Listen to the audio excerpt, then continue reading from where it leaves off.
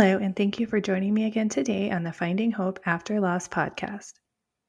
Don't forget to subscribe so you don't miss any future episodes. If you like the show, please leave a review or rating on Apple or Spotify.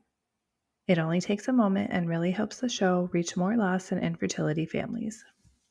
Today, the episode is focused on receiving a tough diagnosis during pregnancy. Many of us have received a life-limiting or a non-compatible with life diagnosis. I was in this position as well with Jasmine when we first received the diagnosis of CDH, and even more so later with the diagnosis of mosaic trisomy 15. And there is such a unique grief that comes with receiving a diagnosis like this. In this episode, I talk with Ashley and Corinne, who both received a tough diagnosis during their pregnancy. They share about the diagnosis itself, the treatment they received, and about their losses. They also talk about the grief of receiving the actual diagnosis and how the treatment of their babies changed after receiving the diagnosis. Hello, everyone. Today I am here with Ashley and Corinne. Ashley, do you mind telling us a little bit about yourself? Yeah, my name is Ashley, of course. My husband's name is Sean. I have a stepdaughter named Olivia. And then we also have a 3-year-old son that we had via IVF. And then we have our angel baby, Riley, who will forever be 3 weeks old. She was born in February, and we lost her this past March. And we've just been kind of handling that as time goes on. What day in March? She passed on March 11th. She was born on February 19th. Oh, wow. My Jasmine, she was still born on March 11th of 2018. Oh. Yeah, I didn't realize they had that. I mean, not something we want them to have in common, but But it's still kind of nice. yeah, it's like one of those weird, I guess, coincidences. Yeah, definitely. So, Corinne, do you mind telling a little bit about yourself? Yeah, of course. So I have a husband named Steven. I have a little girl. She's almost 4. Her name is Emerson. I had my angel baby Eden last May 29th, who was diagnosed with trisomy 18, and he turned a year this year. And I just had my rainbow baby last week on Oh, wow. Friday, and her name is Congrats. Ellen. Thank you. Thank you. I'm sure you are exhausted with adjusting. Oh, yeah, absolutely. It's definitely been a transition, especially being a mom of 3, but having one angel baby is just, I think it's a weird kind of reality that we're in right now, trying to like navigate parenthood as a mom of 3, but with 2 living children and one angel baby. So it's been a long week. Well, and I found too after having my rainbow that, you think like, okay, they're born, like I'm just going to be happy, but it kind of brings back up all that grief and even some new grief that you weren't expecting.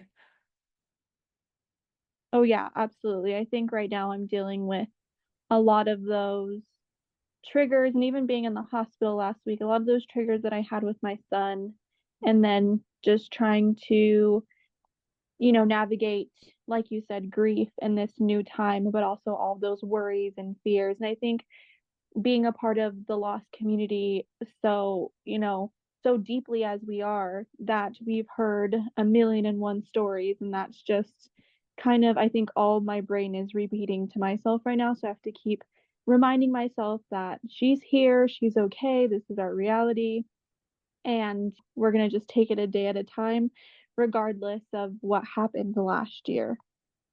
Yeah, that is kind of a hard thing about the lost community is that we know too much. No, absolutely. I think it's one that you don't want to be a part of, but once you are, like, I'm so glad that I found people that I can connect with and not feel alone. But I think on the other hand, there's also, we've just heard so many, I mean, there's, stillbirths and failed diagnoses, and then babies who have SIDS. And I think all of those things are coming into play now with a new baby, and not wanting something bad to happen, not saying something will, but also understanding that nothing in life is guaranteed, and we we know this the best. And so I think just having to deal with those emotions and those feelings and just navigating life now with all of that. Yeah, definitely. It's a lot. So I know that both of you were giving diagnoses during your pregnancy. So Ashley, do you mind talking a little bit about your experience, like what your baby was diagnosed with? Yeah, of course. So basically, pregnancy was very like uncomplicated. We went in for a 20-week anatomy scan. Everything was going great. I was just laying there on the table, and then all of a sudden, the ultrasound tech got very quiet. Her heart was on the screen, and me from like my job, a little bit of background is I mean, I knew what I was seeing was not right. Like I could even tell that there was something going on with her heart. So basically, at first, the ultrasound tech thought it was something called Epstein's anomaly, which is a congenital heart defect. And we went to MFM, had a stat referral we were seeing within that week. Went to a doctor who had like, it was like first availability. They actually diagnosed her with something called atrioventricular septal defect. So basically, long story short, she's missing the middle connection of the chambers in her heart. So like usually you have four chambers. Technically, she still had those four chambers, but they were made up completely different. Instead of having two separate valves in the middle of her heart, she had one common valve. And then also she was diagnosed with something called hypoplastic left heart syndrome. And basically that is where her left side of her heart was smaller than her right side. Basically throughout pregnancy, we had many, many scans. They did suggest an amniocentesis just because of ABSD. It is quite common in Down syndrome babies. So we went ahead and went forth with the amniocentesis. The results came back, or the first set of results came back completely normal. No trisomy 18, no trisomy 21, like all of them were normal. But they were like, okay, well, we do think that there's something going on just because of the type of heart defect that she has. And they suggested doing a more in-depth thing called a microarray. It took a little bit longer to come back, but when it did come back, she had a very, very rare chromosomal deletion. So rare that less than 50 people ever reported in the whole entire world had a form of that deletion. And it actually did not have a name for it, like a whole lot of chromosome abnormalities do have. So what hers was called was partial monosomy chromosome 8p 23.1 microdeletion, is what it was called. So a whole lot of words. But basically you have like two sets of each chromosome. One of her eighth chromosomes was missing a very, very small portion of it. And they gave us a whole lot of possibilities, anywhere from developmental delays, cognitive delays, behavioral issues, anything from seizures, speech delays, or being nonverbal is even one of them. So we went in basically like being prepared to go over everything like art related. So basically we were told she was going to have a series of 3 heart surgeries throughout her first year, or well, 2 without her throughout her first year of life, and then a third one at around like 3 years old. So we kind of went in knowing that we were, of course, made high risk right off the bat, just because of all the possibilities. Going into the third trimester, she ended up being an IUGR baby, so an intrauterine growth restricted baby. She was measuring in the anywhere from third to fifth to seventh percentile. So it kind of changed week by week on what was going on with her, but overall, she was really, really healthy. She was born.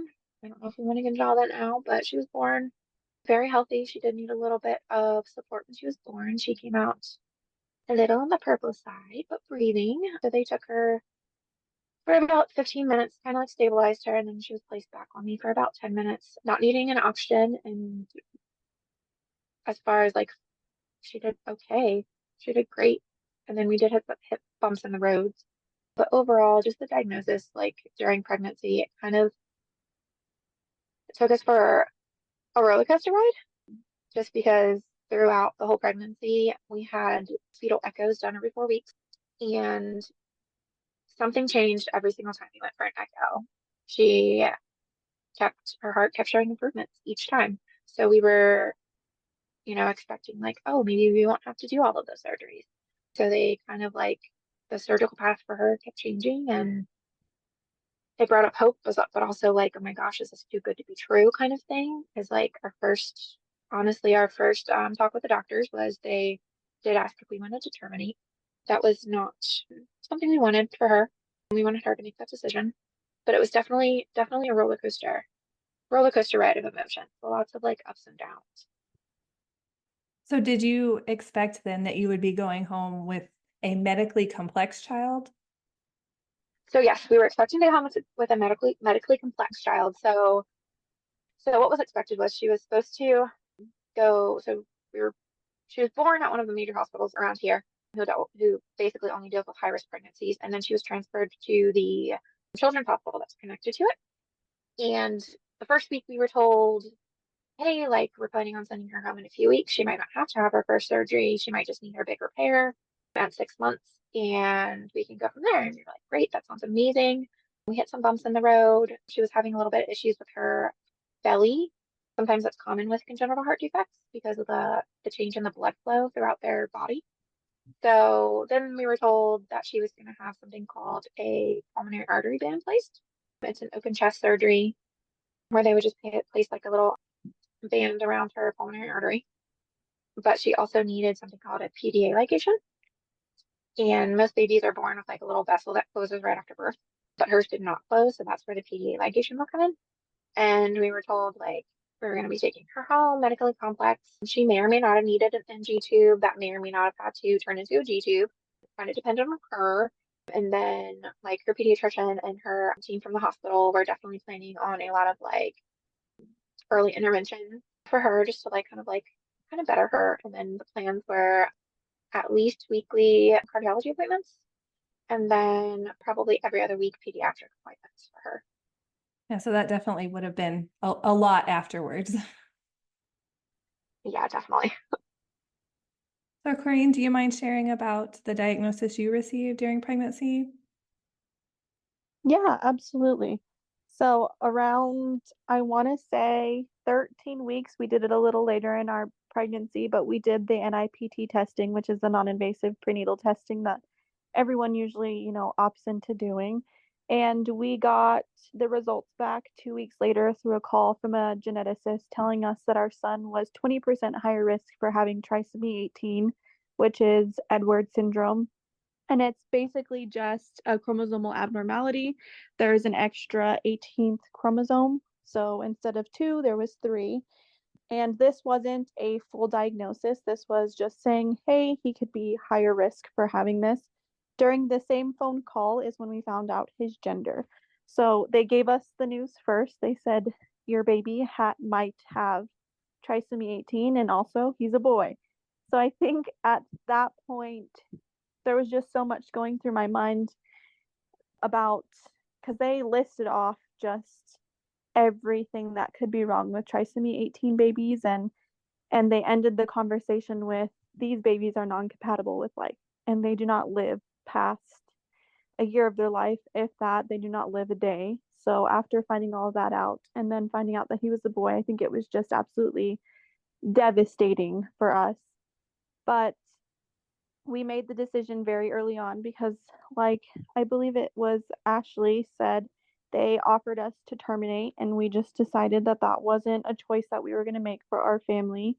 And we wanted to continue the pregnancy for as long as we could and fight for him. If he was going to fight, then we were going to fight.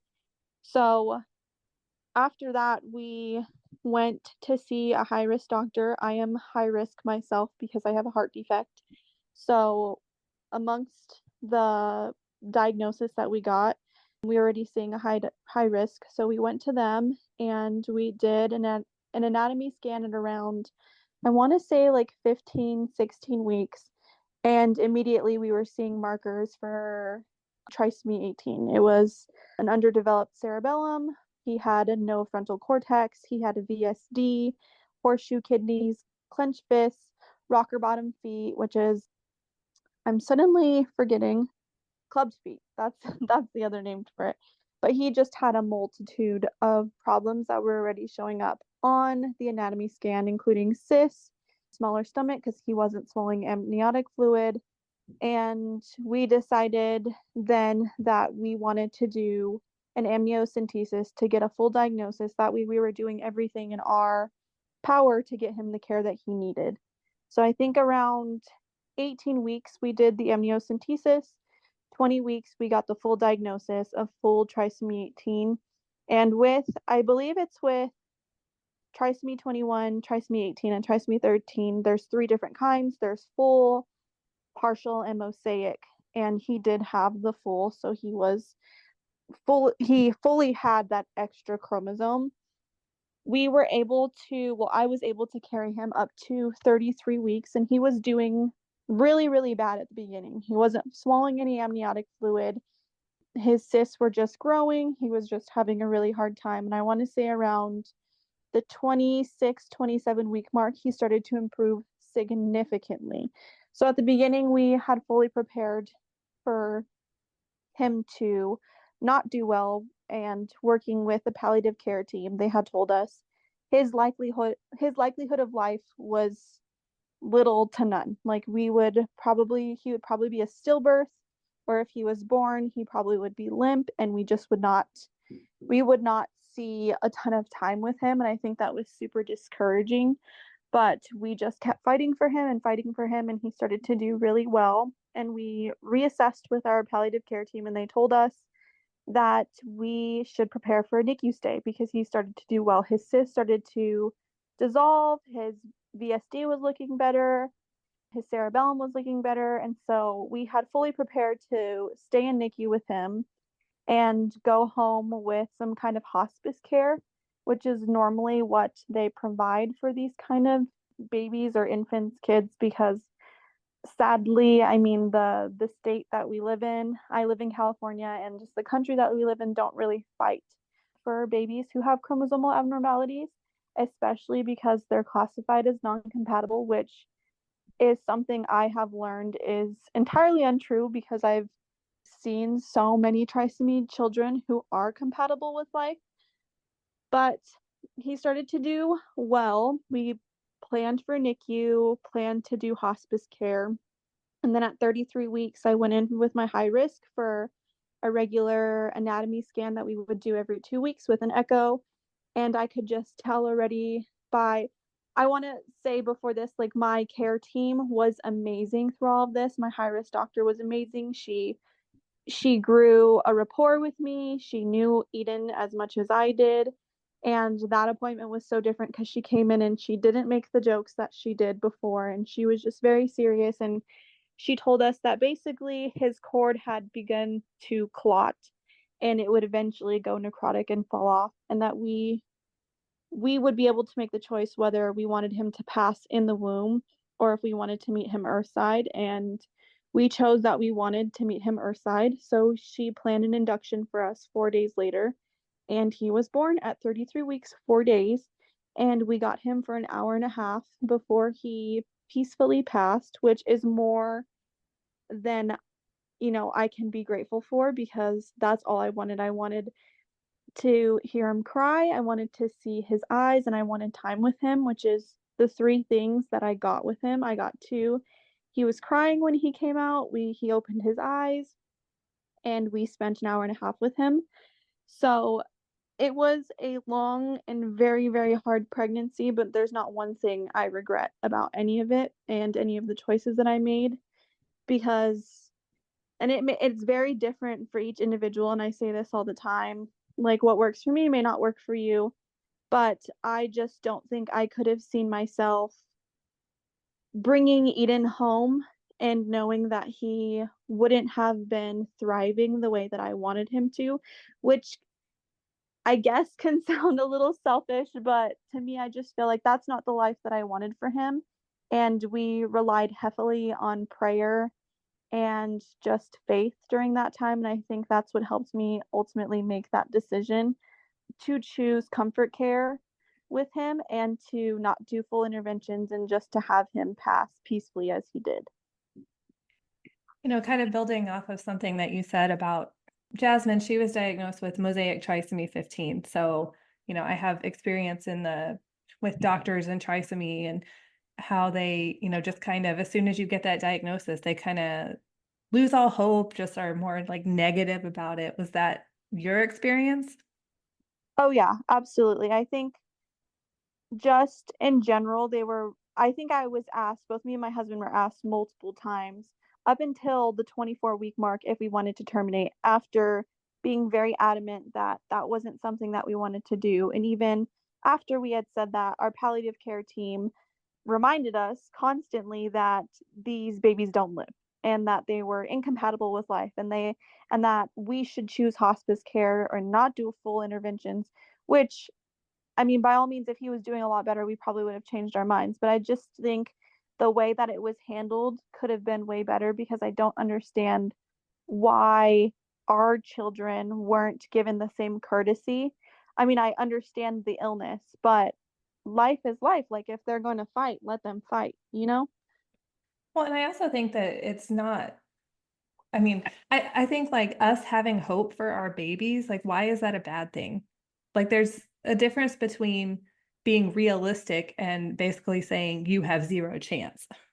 No, absolutely. And I think that's what, and it's funny because it's all, I mean, we're sitting in a scientific, environment, in a medical environment. You're seeing the same results that I'm seeing, and you're basing them off of statistics, but each baby is absolutely different. Eden, being a boy, statistically was supposed to be a stillbirth. He wasn't supposed to live. He was supposed to die in the womb, and that's not what happened. He survived birth. We got him here for an hour and 30 minutes, which is way more than what other people get. But I've seen so many other trisomy 18 babies who live far longer than that, and thrive for a very long time. So I think that the healthcare system has some evolving to do in that kind of space. Yeah, definitely.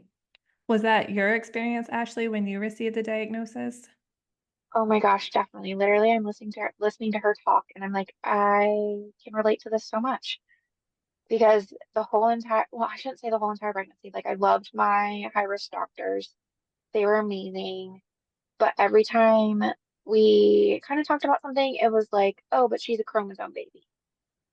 But then, like, so when we got that diagnosis of her being an AP baby, I mean, I joined Facebook groups, I got in contact with other AP parents, and these babies do or can live on to have like a good life. Medically complex, yes, but they have a kid life playing, and yeah, they might play a little bit differently than other babies or other kids or whatever, but I saw something that like I feel like the doctors didn't. So like the doctors were very much more like, especially when it came to like her surgeries and stuff like that. Like, oh, but she's a chromosome baby. Okay, but let's just talk about her as a baby, not a chromosome baby. Like I felt like she was constantly being put in the category of this quote unquote chromosome baby. But like when she was born, they did like head to toe scans on her, legit like head to toe ultrasounds, I think twice right after she was born, just looking for something wrong with her. And like they scanned her or they did like ultrasound in her brain, like I don't know how many times. And they were like, oh, like everything's intact. Her ventricles are intact. She's, oh, what was it called? Was it the, you might be able to help me with this. Was it the corpus callosum? Is that what it's called? Something Mhm. like that, where like it was completely intact. They weren't seeing things with her that you potentially could see with AP or yeah, AP babies, but they weren't seeing any of that. But they kept putting her in that category of, oh, but she's a chromosome. And I'm like, okay, but you're giving her that label. Yes, I understand she really is a chromosome baby, but you're putting her in that category. Let's see how she wants to fight. Let's see how she wants to live. That's just how I felt. But definitely, definitely I saw that a lot with doctors. I feel like they forget that these are our children. These aren't just, to them, yes, maybe it's a chromosome baby or a trisomy baby or whatever, but these are our children and we're not gonna stop fighting for them. Right, exactly. Don't get me wrong, like she had several really great doctors. One of them, like I'm still in contact with today because she was she was like God sent for us. But then you had those other doctors, like I said, that just wanted to categorize her. Like I'm like, she's not just a statistic, she's a human being. I think doctors a lot just, I mean, I can see where they're coming from sometimes. Like, I love playing the devil's advocate. But I mean, in one hand, I can see that they see so many of these cases, especially high risk doctors. I know my doctor alone has seen so many of these cases, and it's heartbreaking for them because they grow to know these babies too.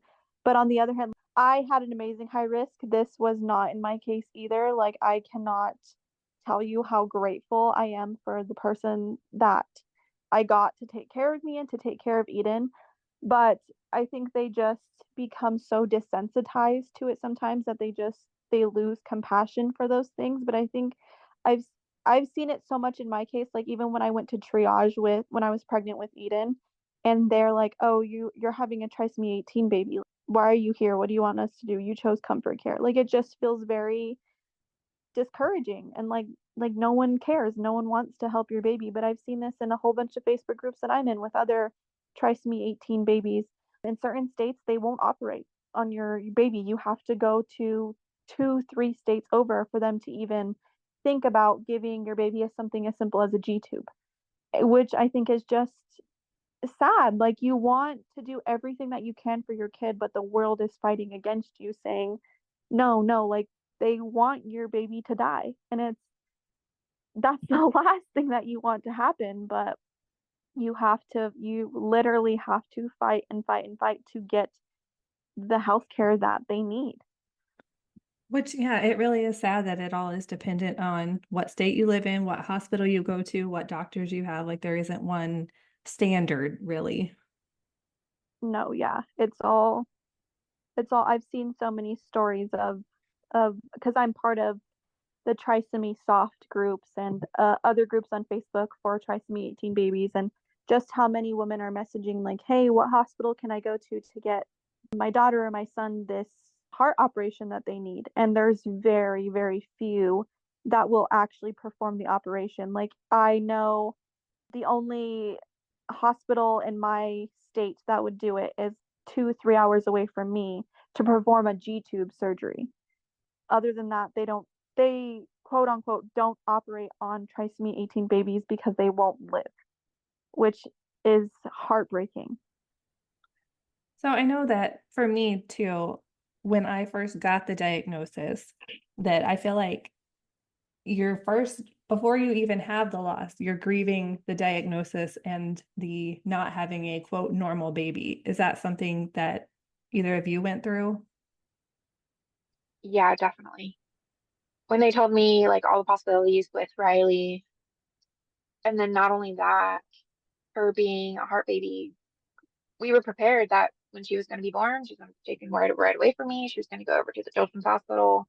She was going to be admitted into the NICU. So like I didn't get that experience that I had with my son, where like you give birth, you get to take your baby home in a couple days.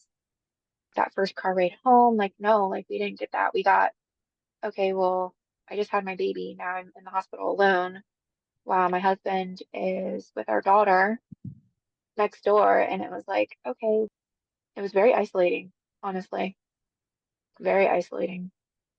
I had like the same experience. It's like a lot of that anticipatory grief and just grieving what you know you're not going to have. And I mean, it's it was a little different in my sense, I feel, because like I think we had just come to the conclusion, like I think I knew very early on that Eden wasn't going to be with us very long. He was going to be here very briefly. And so I had already started preparing myself for that night.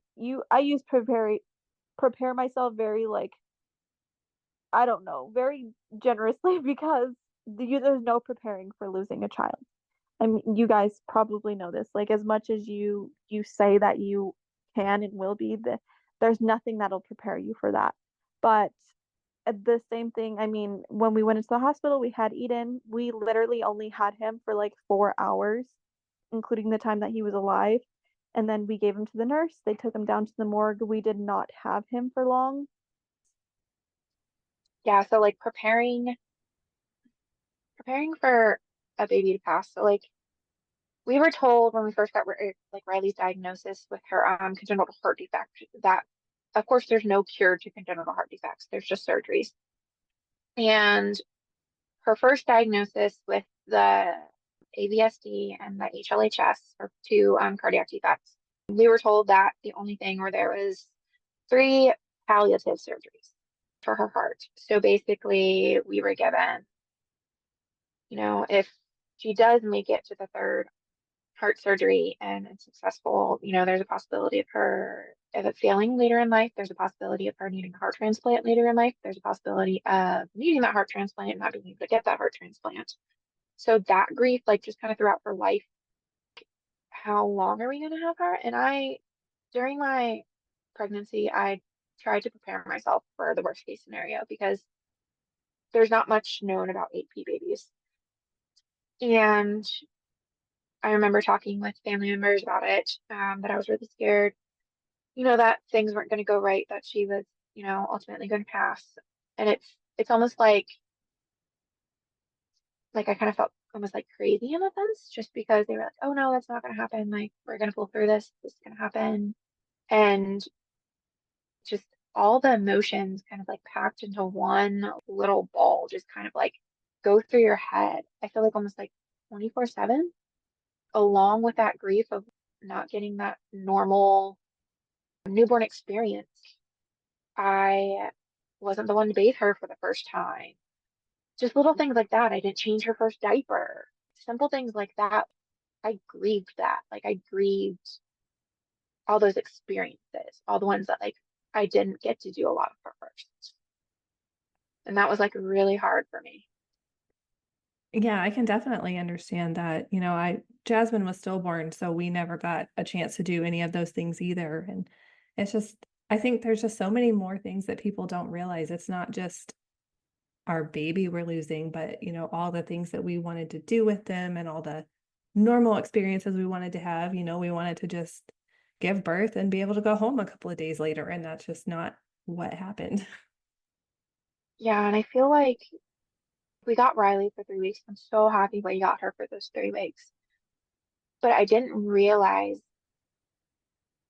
even after having another child, I didn't realize that moms who experience loss, they still go through everything postpartum. So like, I'm sure you can definitely relate to this, but like after going home and not having your baby, you're still going through all the physical things postpartum. And it was very like almost mind blowing, mind opening too. And also during that time, I felt like I grieved a lot during that time. That was something I definitely did not expect either. I mean, I don't know what I thought would happen, but I think it's just because we aren't taught about any of this. But, like my milk came in and I still had, all the hormones like going up and down. And yeah, that was like definitely not something I expected to happen. And then it just hits you that much harder because you don't have your baby there to make all of that any better. Yeah, and like when we left the hospital, like she had already passed, and we had lactation come in and talk to us because I was pumping. And in my head, I just thought I was just gonna leave the hospital without my baby, and my life would just kind of like pick up, I guess. But like they came in and they talked to me and they're like, well, you're still gonna be producing milk. I'm like, oh my gosh, duh, of course. I didn't even like comprehend, put those pieces together, I guess. So like she was like, do you want to donate or do you want to donate and keep pumping or do you want to dry up? And I was like, for me, my personal opinion with that, just like mental health wise, like I was ready to stop. But in my head, I was like, oh, I can just go home and just stop. Well, no, you can't. Like you have to continue to pump. You have to like slowly like wean yourself. Just different things like that. That I felt like I grieved almost just as hard as losing my child because I was going through all of these physical things, but I didn't have my baby to like show for it, I guess. Yeah, I was definitely walking around with the cabbage leaves trying to get it to dry up faster. Cabbage leaves and peppermint tea for me. So, how did you come up with the name for your baby? So, kind of to do like a long story short, so my husband and I struggled with like 5 years of infertility before having our son. And when we started trying to have a baby, we couldn't really come up with a boy name, but my husband right away, if we have a girl, I want her name to be Riley Grace. And immediately I was like, oh my gosh, I love that name. So I honestly don't even know where he got it from. He literally just one day, I remember very vividly, he was sitting in our living room, he was at his computer desk, and he just turns around and he's like, if we have a girl, I want her name to be Riley Grace. So that name just stuck. And then once we found out that we were having a little girl, immediately we were like, that's our Riley. That's our Riley Grace. Oh, and it's a beautiful name. Thank you. I love a good theme, and I thought about our kids' names very, very hard before they came. My daughter Emerson, her name came to me in a dream, and I knew that I wanted her middle name to be some kind of rendition of moon, so her middle name's Luna. And when we got pregnant with Eden, I said, you know what? I think I want to keep the E name theme going. So a first name, all of our kids' first names will start with E, and their middle name will be some kind of astronomy name. And so I told my husband, we have to find an E name that fits good for a boy, but his middle name will be some rendition of the sun, like a little play on, because he's our son, and then he will be our son. Like that's our like symbol for him now. So we chose Elio, which quite literally means the sun. And then we were thinking about I love boys' names that could be girls' names and girls' names that could be boys' names. So I was just playing around with Eden. I said, I think I really, really like Eden.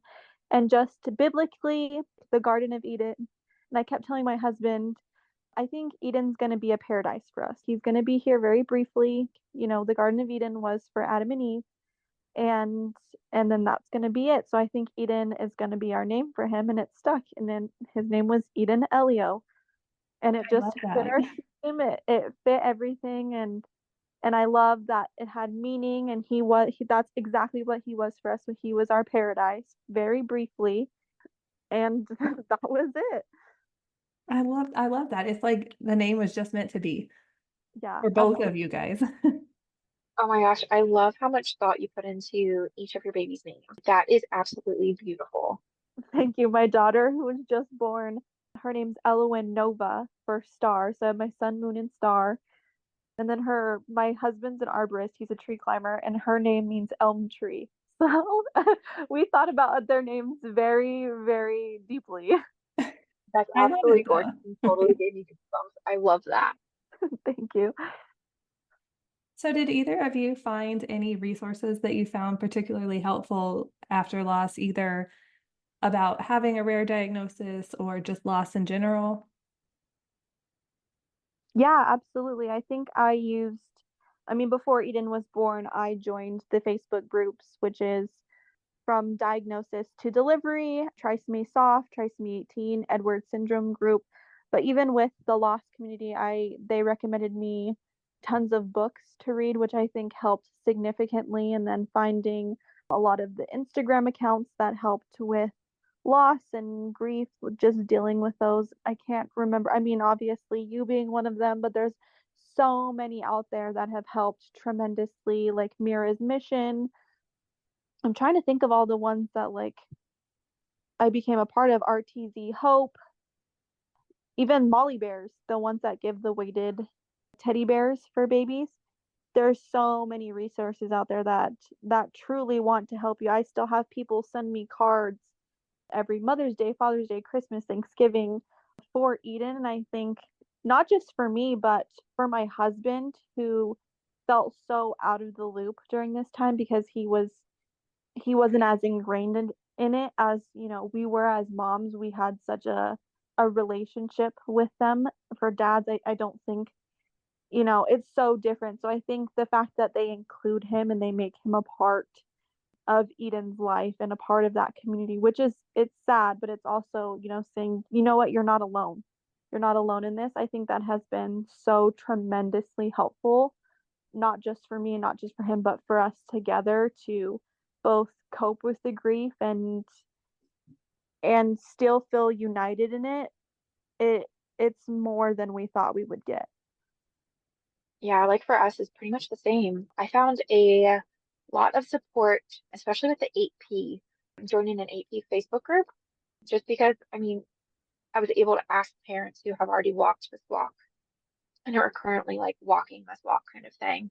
And I learned a lot about 8P babies, 8P kids, even like the 8P pregnancy, some complications that could arise, different things like that. That helped tremendously because you walk around saying my baby was partial monosomy, like chromosome 8P, then people look at you like, I have no idea what you just said. Even some of the doctors were like, 8P, oh, I don't know what that is because it's so rare. It doesn't have an actual name for it.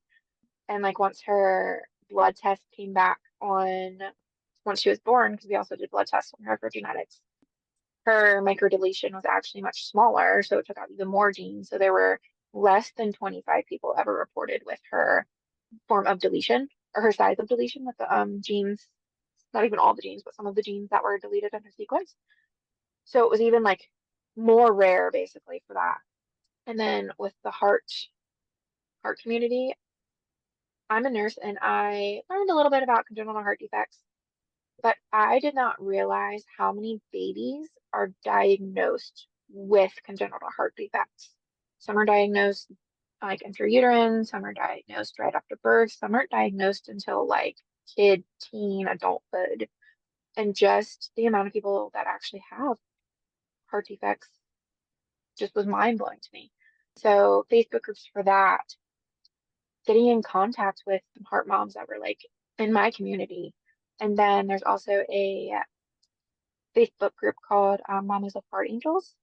That's been a big help for me. And then the hospital that Riley was at, they actually do a parent like support group, bereavement group via like Zoom or whatever. That helped a lot for my husband because one thing, at least in our community, that we found is there is not a lot of spousal support, not a lot of dad support, I should say, with the loss of a child. So we've definitely found that, and this parent group has been like really the only real, I guess, support. And then another support that I've gone through was I did seek out therapy because after losing Riley, we actually lost her. I don't think I would mention this, but we actually lost her very, in a sense, suddenly. We actually lost her from complications to sepsis. So we were not mentally prepared for that at all. So seeked out therapy and realizing, oh my gosh, there's really no support for dad in this area for that. So I go to, it's something called Partners for Women, and they basically deal with pregnancy and infant loss, as well as complications. I shouldn't say complications, I don't like that word. Like postpartum depression, postpartum anxiety, things like that. But they also see spouses. So other than that, like for me, I have found a lot being a mom, but as a dad, I feel like on his end, I feel like there could be more. Yeah, I definitely agree. The men don't get a lot of support, and I mean, some women don't get a lot of support either. So it's kind of, I guess it all just depends on your support system. But I think that I think one good thing about having, the online loss community is that it's something that is available to anybody who wants to access it. Yeah, definitely. Because I do know, like, in some of like the lost mom groups, there's actually dads that are like involved in that too, which I absolutely love, just so like they have that support.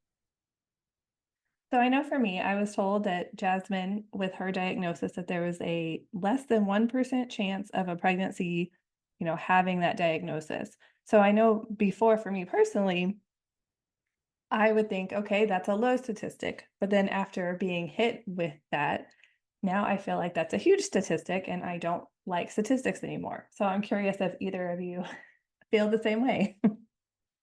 Okay, I just want to sneak in. So I feel that very strongly. So we are actually going to start trying to have another baby here soon. But that whole quote unquote statistic, and I have come to really not like that, just like you. Like I don't like that. There's a very small quote unquote percentage of me having another heart baby, me having another chromosome abnormality baby. But that small percentage is so big to me that I now just don't like statistics. Like I don't like that percentage thing. Like I don't like that label. Like it's just that is just so much bigger to me now that I've already gone through it. To me, it feels like, okay, you say 1%, that means it's happening to me. Exactly. Yes. No, I feel the same exact way. I feel like especially since when we got the diagnosis for Eden, when they kept saying it's only 20% higher risk, only 20%. And we were banking on that 80% the entire time, and it turned out he had full T18. It was just like a big slap in the face. Any percentage is absolutely terrifying now. And even when we started trying to have my daughter, like that is all I could think about. And the fact that in some of the groups that I was in, like it happened to them twice. They're like, they had one trisomy 18 and then they got another trisomy 18. And it was just, I despise statistics as well now. I hate them. I think that we need to not use that kind of vocabulary in a medical setting, especially when it's like this intimate, like with babies and like fertility. Like maybe we should just kind of throw the statistics out. No, I definitely agree. Because, I mean, when you think about it, somebody has to be part of that statistic. So, like maybe we just don't use them. Yeah, I completely agree on that. Let's just throw it out. So, if you were going to give any advice to somebody who had just received a diagnosis like this, what would you tell them? I think I would definitely say, for starters, find a support system who is going to be there, someone who cares, and you find out, I mean, you guys probably know just as much as I do. You find out very quickly who is actually going to be there for you and who isn't. And I think that is the most important thing because they're going to hold you up and watch you cry and just be that person for you both during and after. And I think the faster that you can find that, the better. And definitely research, do your research, reach out, do whatever you can. If you're in this, you're in this. You want to help your baby in any way you can. Go all out. Don't be scared to ask questions and question the doctors and advocate for yourself. Advocate for yourself. It's not just your life, it's your baby's life, and you want to make sure that each of you are getting the utmost care and the utmost respect that you can possibly get. And those are what I feel are the most important things, during the pregnancy and even after to make sure that you're getting the things that you want and you're being heard. Yeah, she definitely stole the words right out of my mouth. Support system 110%. And with that support system, also knowing that your tribe is going to change.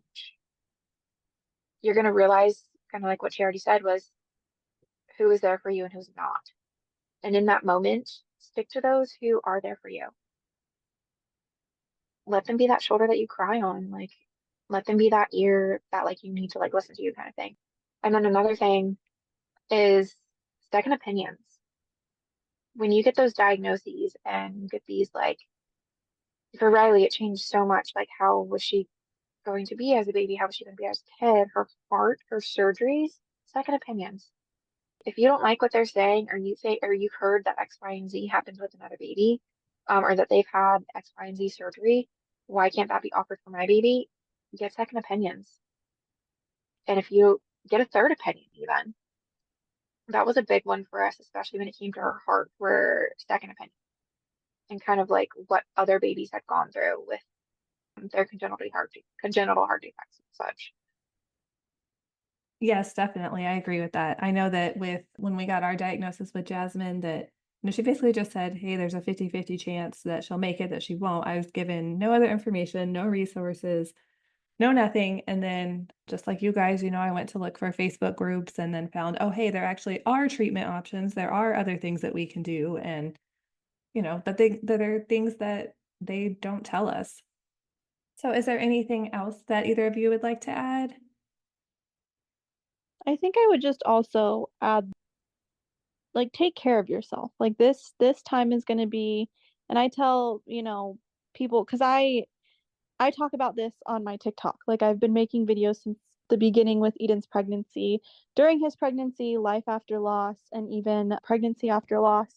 And I tell kind of everyone, like, this is going to be the hardest battle of your life. It's going to push you to your limits. You're going to cry. You're going to want to feel, take care of yourself, but also let yourself break sometimes. Like it's okay to not be okay, and you don't have to be strong all the time. And I think one thing I learned the most, especially if you have young kids and especially with my daughter, is it's okay to let them see you be sad sometimes and be vulnerable, and ultimately it helps them understand you as a human. mommy's not always going to be strong. Mommy's not always going to be okay. And that's okay. Show them that. You're allowed to break sometimes. You're allowed to cry. You're allowed to feel all the emotions. But on the other hand, be strong. Like, be strong for yourself, not just for your baby, but for yourself, because you've got this. You're a mom. You're strong. You're freaking doing the thing. So keep on doing that and trust yourself. Trust yourself. Trust your gut. You know what's best for you and your baby. Keep doing that. Yeah, definitely. And like advocating for your baby. You are your baby's voice. Let it be heard. And just feeding off the like, it's okay to not be okay. That meant so much to me. And basically, throughout pregnancy, throughout her hospital stay, throughout her passing, even now, like, it's okay to not be okay. It's normal. And then speaking off of normal, because I've come to absolutely kind of not like that word, is one thing that really helped me and my husband was your normal is going to change. You're going to have a new normal, but embrace it. Embrace every bit of it, the good, the bad, the sad, the hurt. Embrace it all. Like, feel those feelings. It's okay to be in them and to feel them. And that goes back to the it's okay to not be okay. Well, I want to thank both of you for taking the time today to share your story with us and about your experiences. Yeah, thank you so much for inviting us. I appreciate it. Yeah, thank you. Thank you so much, Ashley and Corinne, for sharing your stories with us. It's unfortunate that so many of us have been in this exact position. Going to that anatomy scan, just excited to see your baby, but learning instead that something is wrong. For many of us, this leads to many more questions than answers. Now we worry how this diagnosis will affect our baby. Will they be born medically complex but live a long life? Or will they be born and only live a few minutes? And on top of these questions, we grieve over never getting to have that normal pregnancy and birth experience, especially when the diagnosis is deemed non-compatible with life. We are pre-grieving the loss of them that we know is coming. It's just an impossible situation to be in all around. It's layers of grief on top of more grief. And knowing that the loss is coming still can never prepare you for the loss itself. Nothing can ever prepare you for that. Have you received this type of diagnosis during pregnancy? What was your experience like? Did the doctors treat you differently? I would love to hear about your experience. You can always email me at sarah@journeyforjasmine.com or message me on any of my social media at journeyforjasmine. Don't forget to subscribe so you don't miss any future episodes. If you like the show, please leave a review or rating on Apple or Spotify. It only takes a moment and really helps the show reach more loss and infertility families. Thank you so much for tuning in, and remember, we are all in this together.